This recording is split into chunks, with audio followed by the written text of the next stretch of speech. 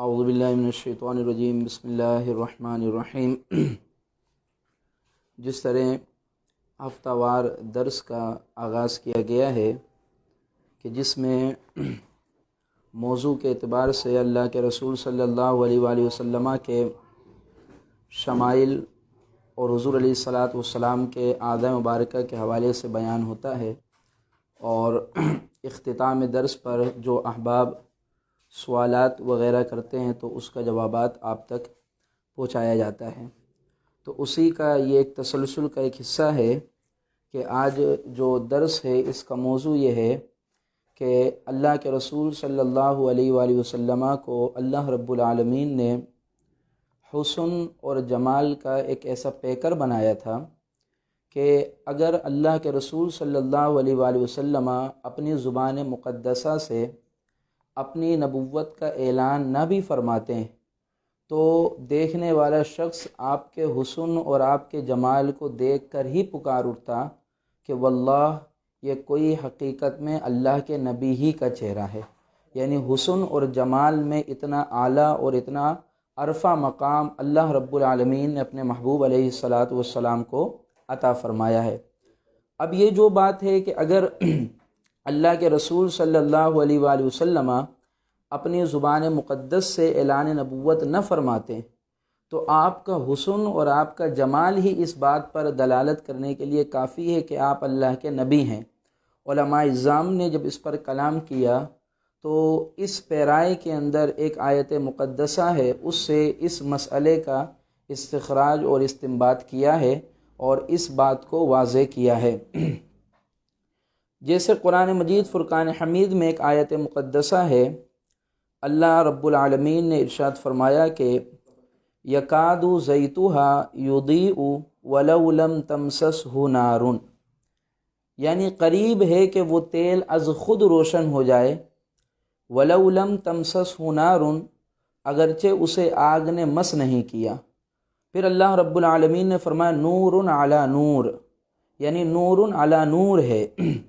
یہدی اللہ لنورہ من یشاء،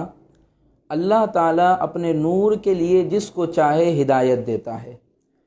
اب ظاہر سی بات یہ قرآن مجید فرقان حمید کی جو آیت مقدسہ ہے اس کا جو معنی ہے، جو مطلب ہے، جس کو وضاحت کہا جاتا ہے، تشریح کہا جاتا ہے، توضیح کہا جاتا ہے، تو ہم اپنے اسلاف کی طرف نگاہ اٹھا کر دیکھیں گے، اپنے بزرگوں کی طرف نگاہ اٹھا کر دیکھیں گے کہ ہمارے وہ اسلاف جن کا تقوی ہمارے تقووں سے بڑھ کر ہے، جن کی عبادات ہماری عبادات سے بڑھ کر ہیں، اور جن کے پاس تفہیم و تفاہم کی دولت ہماری تفہیم و تفاہم کی جو دولت ہے اس سے بہت عرف و اعلیٰ ہے، تو انہوں نے اس آیت مقدسہ کی وضاحت میں کیا کلام کیا ہے۔ علامہ آلوسی رحمۃ اللہ تعالی علیہ، جن کا تفسیر کے حوالے سے بڑا معروف کام ہے، وہ اپنی تفسیر روح المعانی کے اندر رقم تراز ہیں، اور وہ لکھتے ہیں کہ یکاد زیت صلوات اللہ وسلامہ علیہ لصفائہ وزکائہ ولو لم یمسہ نور القرآن، فرماتے ہیں کہ اگر نور قرآن آپ کو مس نہ بھی کرتا تو آپ صلی اللہ علیہ وآلہ وسلم اپنی پاکیزگی اور کمال حسن کی وجہ سے جگمگا اٹھتے۔ اور پھر لکھتے ہیں کہ وروى البغوی عن محمد بن کعب القرظی کہ تکاد محاسن محمد صلی اللہ علیہ وسلم تظہر للناس قبل ان یوحى الیہ، کہ فرماتے ہیں کہ امام بغوی رحمۃ اللہ تعالی علیہ نے محمد بن کعب القرظی رضی اللہ تعالی عنہ کے حوالے سے بیان کیا ہے کہ آپ صلی اللہ علیہ وآلہ وسلم کے محاسن و کمالات نزول وحی سے قبل بھی لوگوں پر واضح تھے، یعنی ابھی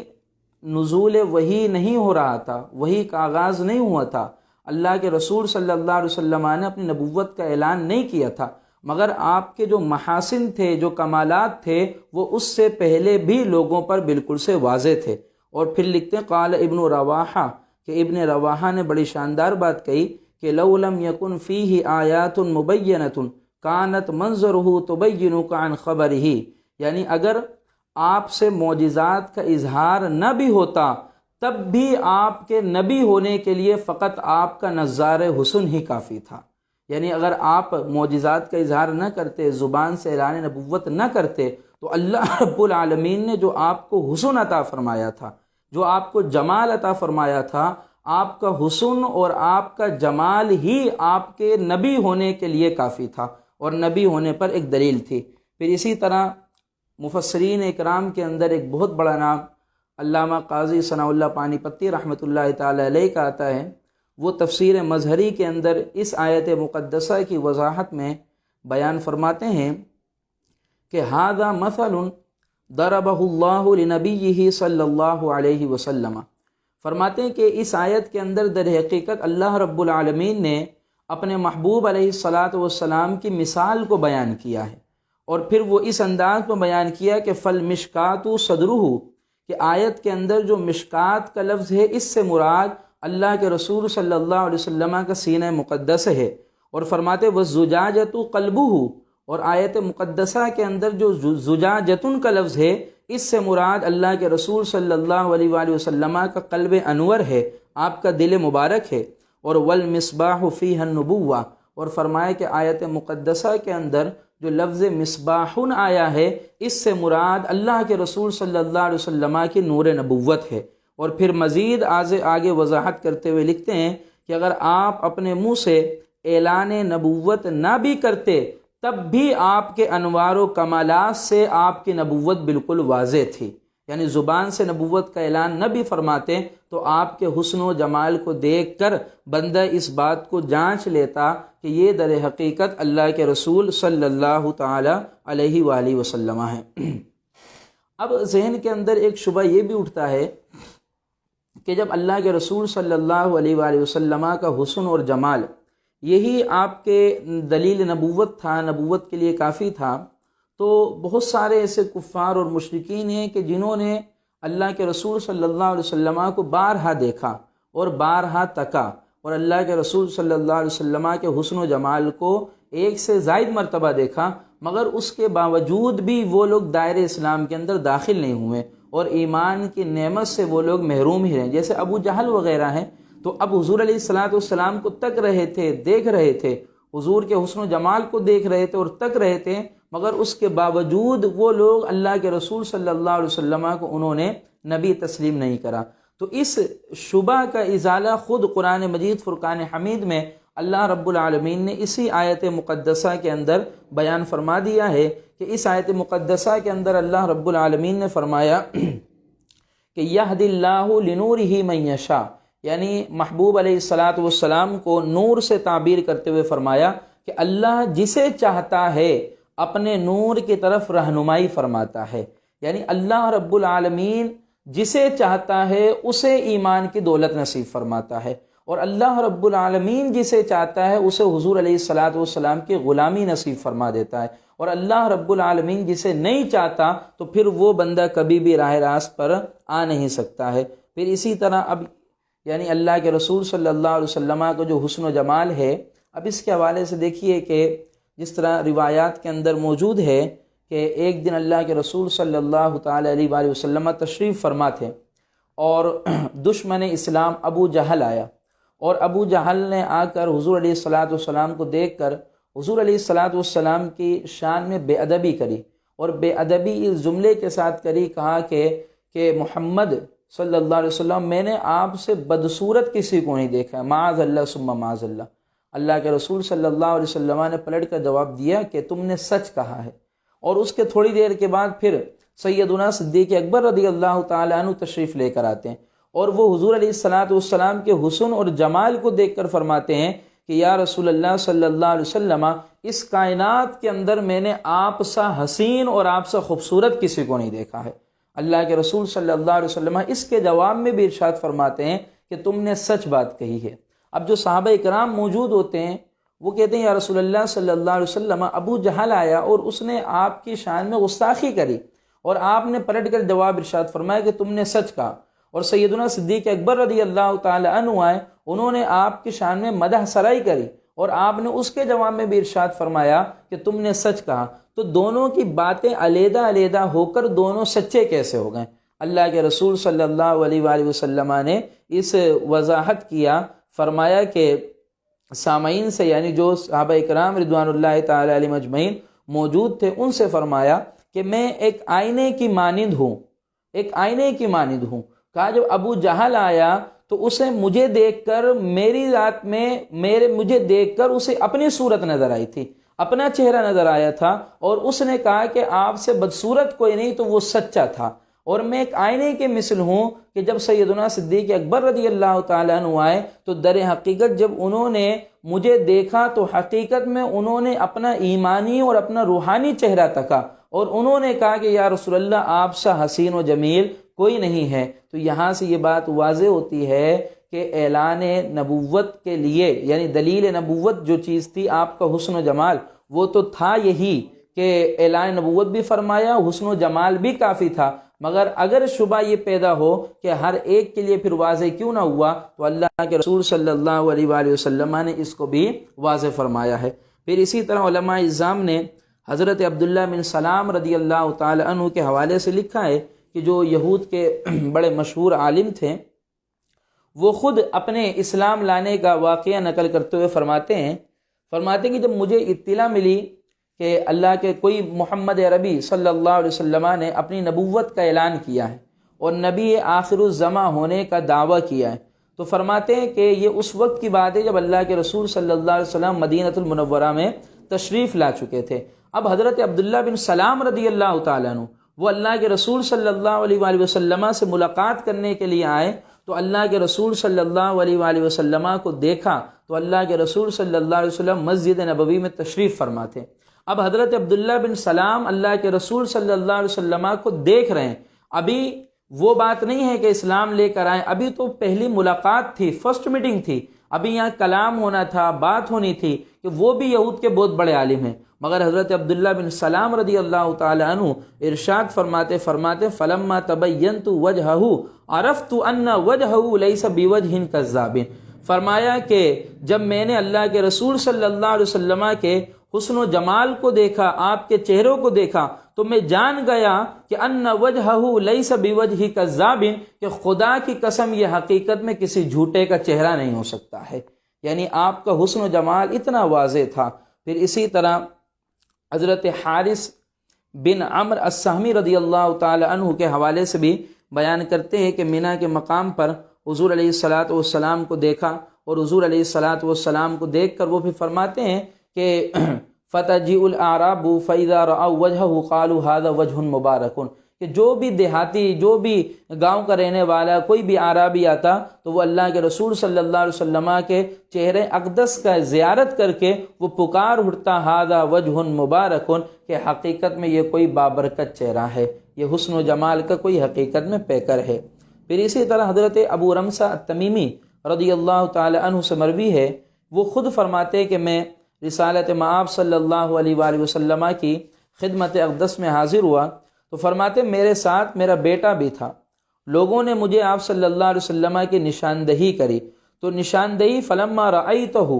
فرماتے ہیں کہ فلما رأیتہ، کہ جب میں نے اللہ کے رسول صلی اللہ علیہ وسلم کی طرف دیکھا، بس صرف ابھی دیکھا ہے کہ بتایا نہیں کسی نے کہ یہاں بیٹھنے والوں میں محمد عربی صلی اللہ علیہ وسلم کون ہے، فرماتے ہیں فلما رأیت، جب میں نے دیکھا قلت ھذا نبی اللہ صلی اللہ علیہ وسلم، آپ کے حسن و جمال کو دیکھ کر خود پکار اٹھا کہ حقیقت میں یہی اللہ کے رسول صلی اللہ تعالی علیہ وآلہ وسلم ہے۔ اور پھر اسی طرح ایک بڑا معروف واقعہ ہے جو حضرت طارق بن عبداللہ رضی اللہ تعالی عنہ سے مروی ہے، فرماتے ہیں کہ ایک مرتبہ ہمارا قافلہ مدینہ طیبہ کے باہر آرام کے لیے رکا، فرماتے ہیں کہ اتنے میں اللہ کے رسول صلی اللہ علیہ وآلہ وسلم قافلے کے اندر تشریف لے کر آئے۔ اب اس قافلے والوں کو نہیں پتہ تھا کہ یہ اللہ کے رسول صلی اللہ علیہ وآلہ وسلم ہے، تو اللہ کے رسول صلی اللہ علیہ وسلم جب وہاں تشریف لے کر آئے تو ان قافلے والوں میں کسی کے پاس سرخ رنگ کا اونٹ تھا، اللہ کے رسول صلی اللہ علیہ وآلہ وسلم نے اس کو خریدنا چاہا، تو آپس میں بیع و شراء ہوئی، خرید و فروخت ہوئی، تو جب سودا طے ہو گیا تو اس وقت اللہ کے رسول صلی اللہ علیہ وآلہ وسلم کے پاس اس کی قیمت نہیں تھی، آپ نے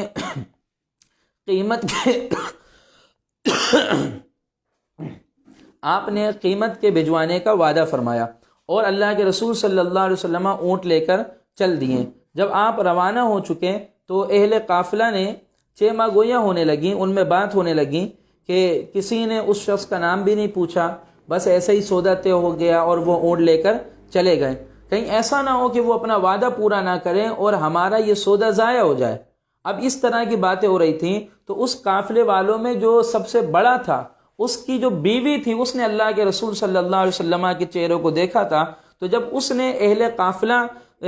کی جو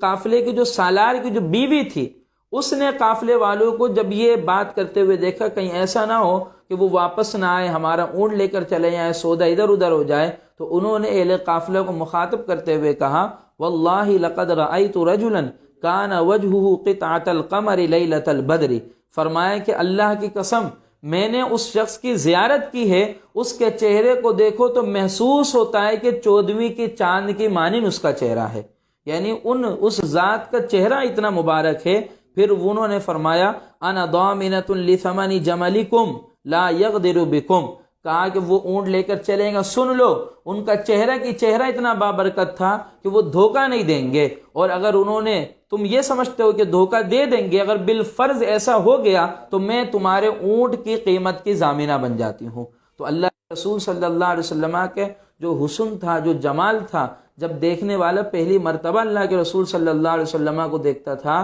تو آپ کے حسن و جمال پر وہ فریفتہ ہو جاتا تھا اور پکار اٹھتا تھا کہ اتنا حسین اور اتنا خوبصورت چہرہ کوئی عام سے شخص کا نہیں ہو سکتا، اتنا حسین اور اتنا بھلا چہرہ ہونا اس بات کی علامت ہی ہے کہ در حقیقت یہ اللہ کے نبی ہیں، اللہ کے رسول ہیں صلی اللہ علیہ وآلہ وسلم۔ پھر اس کے علاوہ خاص طور پر اللہ کے رسول صلی اللہ علیہ وسلم کے اندر جو صفات تھیں، جو کمالات تھے، دیکھیں انبیاء کرام رضوان اللہ تعالی علیہ مجمعین، اللہ رب العالمین نے تمام انبیاء کرام کو صفات عالیہ عطا فرمایا، کمالات عالیہ عطا فرمایا، سب چیز عطا فرمائی، لیکن اللہ کے رسول صلی اللہ علیہ وسلم کا کمال یہ تھا کہ جو خاصیت اور جو صفات دیگر انبیاء کرام میں متفرق طور پر موجود تھیں، جدا جدا موجود تھیں، اللہ رب العالمین نے وہ تمام صفات کا کمال اپنے محبوب علیہ الصلاۃ والسلام کو عطا فرمایا تھا، اور حضور علیہ الصلاۃ والسلام کو تمام چیزیں عطا فرمائی تھی۔ پھر اس پر بھی بہت ساری چیزیں ہیں، اور اس پر ہی دلیل اخذ کرتے ہوئے علماء اعظام نے بھی بیان فرمایا ہے کہ حقیقت میں اللہ کے رسول صلی اللہ علیہ وآلہ وسلم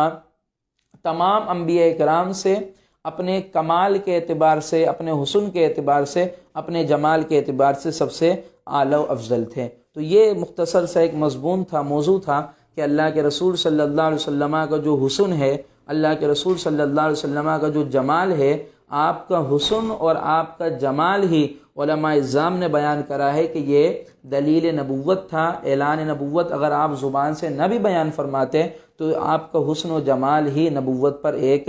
دلیل تھی، اور اس پر قرآن مجید فرقان حمید سے انہوں نے استنباط و استخراج بھی کیا ہے۔ اب اس کے علاوہ پھر جو کچھ سوالات ہیں، جس طرح پچھلی دفعہ بھی کچھ سوالات آپ احباب کی طرف سے آئے تھے، کہ جس کے اندر ایک سوال یہ تھا کہ سودی کاروبار کرنا کیسا ہے، جائز ہے کہ نہیں، اور یہ سوال کرنے والے محمد شاہد صاحب ہیں۔ تو دیکھیں سودی کاروبار، یہ مطلب سود کا کاروبار یہ ایسا نہیں ہے کہ یہ کوئی کاروبار کی اقسام ہے کہ یہ اس طرح کا بھی کاروبار ہے، تو سود الگ شے ہے، کاروبار الگ شے ہے۔ اللہ رب العالمین نے قرآن مجید فرقان حمید میں ارشاد فرمایا ہے کہ وَأَحَلَّ اللَّهُ الْبَيْعَ وَحَرَّمَ الرِّبَا، کہ اللہ رب العالمین نے خرید و فروخت کو، کاروبار کو حلال کر دیا ہے، وحرم الربا، اور سود کو حرام کر دیا ہے۔ اگر کوئی ایسا کاروبار ہے کہ جس کے اندر کوئی سود کا عنصر موجود ہے یا بالکل سے واضح طور پر سود موجود ہے تو پھر ایسا کاروبار کرنا یہ شرعاً بالکل سے حرام ہے۔ پھر یہ سودی کاروبار اس اعتبار سے کہا جاتا ہے کہ اس کے اندر سود کا عنصر موجود ہے، لہذا اس میں تھوڑی سی بھی 1% سے کم حصہ بھی اس میں گنجائش نہیں ہے، بالکل بھی اس کی شریعت اسلامیہ میں گنجائش نہیں ہے۔ جہاں بھی سودی معاملات ہو جائے بالکل سے پیچھے ہاتھ ہٹا لینا چاہیے۔ پھر اسی طرح سوال کیا ہے رضی احمد قریشی صاحب نے کہ سنت موقدہ اور سنت غیر موقدہ میں فرق واضح کریں۔ تو یہ نماز پڑھنے کے اعتبار سے فرق ہے غالباً، تو سنت مؤکدہ اور سنت غیر مؤکدہ کا جیسے فرض نماز ہوتی ہے اور سنت مؤکدہ نماز ہوتی ہے 4 رکعت والی، تو اس کے اندر یہ اسلوب ہوتا ہے کہ جب 2 رکعت نماز پڑھ کر تشہد میں بیٹھتے ہیں تو التحیات پڑھنے کے بعد اگر کوئی بندہ درود شریف پڑھنا شروع کر دے گا تو درود شریف جیسے وہ اللہم صلی علی محمد وعلی آل محمد، پھر یاد آیا کہ مجھے تو تیسری رکعت کے لیے کھڑا ہونا تھا، اب اتنا پڑھنے کے بعد اگر فرض نماز میں کھڑا ہوا یا سنت مؤکدہ میں کھڑا ہوا تو اس صورت میں پھر اس کو سجدہ سہو کرنا پڑے گا، اور اگر اس نے بغیر سجدہ سہو کے نماز مکمل کر لی تو وہ نماز واجب الاعادہ ہوگی، یعنی اس کو دوبارہ دہرانا پڑے گا۔ جبکہ سنت غیر مؤکدہ میں پسندیدہ یہ ہے کہ وہ درود شریف پڑھ کر پھر وہ تیسری رکعت کے لیے کھڑا ہو۔ اور ایک فرق یہ بھی ہے سنت مؤکدہ اور سنت غیر مؤکدہ میں کہ سنت جو مؤکدہ ہے اس میں تیسری رکعت بس بسم اللہ سے شروع کریں گے، سورۃ الفاتحہ اور سورت کو ملائیں گے، جبکہ سنت غیر مؤکدہ کے اندر تیسری رکعت کے اندر ثنا بھی پڑھی جا سکتی ہے کہ یہ پسندیدہ ہے۔ پھر اسی طرح ایک سوال آیا تھا محمد عادل صاحب کا کہ جسم کے بال سینے وغیرہ کو کاٹ سکتے ہیں مرد حضرات؟ مطلب یہ سوال غالباً یہ کہنا چاہ رہے ہیں کہ مرد حضرات اگر اپنے سینے کا بال کاٹنا چاہیں تو کیا وہ سینے وغیرہ کا بال کاٹ سکتے ہیں کہ نہیں؟ تو دیکھیں اس میں حکم شرع یہ ہے کہ اگر کوئی ایسا مرد ہے کہ جس کے سینے وغیرہ پر بہت زیادہ بال ہیں تو اس صورت میں فقہاء کرام نے یہ وضاحت کری ہے کہ اگر وہ بال کاٹنا چاہے تو بال کو کاٹ سکتا ہے۔ اس کے پیچھے دیکھیں وجہ اور ریزن بھی بیان کری ہے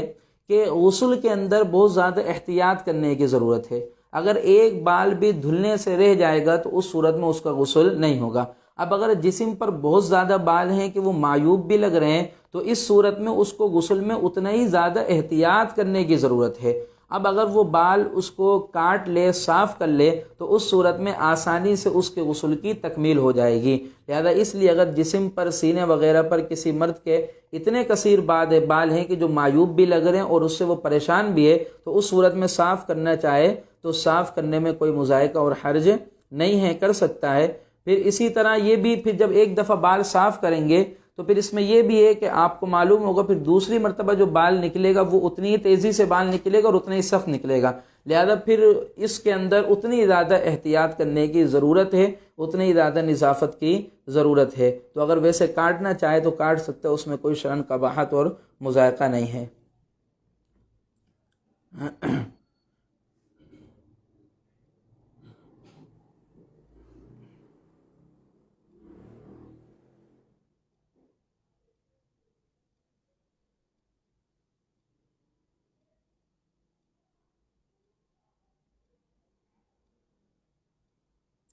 اچھا ایک سوال یہ ہے کہ السلام علیکم محترم استاذ۔ وعلیکم السلام ورحمۃ اللہ وبرکاتہ۔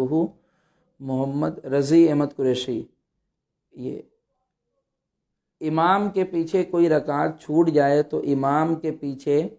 قاعدہ اخیرہ میں درود شریف پڑھیں گے یا نہیں؟ اچھا اگر جیسے کوئی رکعت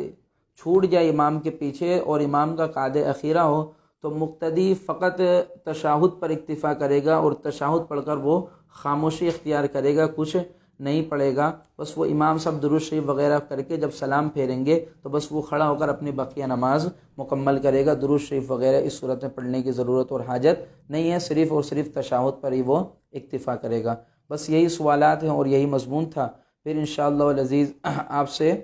اس حوالے سے درس کے حوالے سے انشاءاللہ العزیز اگلے جمعوں کو پھر آپ سے ملاقات ہوگی۔ جو احباب سوالات وغیرہ کرنا چاہیں تو وہ سوالات وغیرہ کر سکتے ہیں، انشاءاللہ ہم کوشش کریں گے جتنے سوالات ہیں اس کا اچھی طریقے سے جواب آپ تک پہنچا سکیں۔ اللہ رب العالمین اس کاوش کو بالخصوص جو ہمارے مدرسے کے طلباء ہیں، بالخصوص محمد عبد الرحمن انصاری صاحب، رضی احمد قریشی صاحب اور محمد اویس صاحب، اللہ رب العالمین ان کو جزائے خیر دے اور دین و دنیا کی بھلائی عطا فرمائے، اور ہم تمام لوگوں کو حضور علیہ الصلاۃ والسلام کی شفاعت عظمی نصیب فرمائے۔ السلام علیکم ورحمۃ اللہ وبرکاتہ۔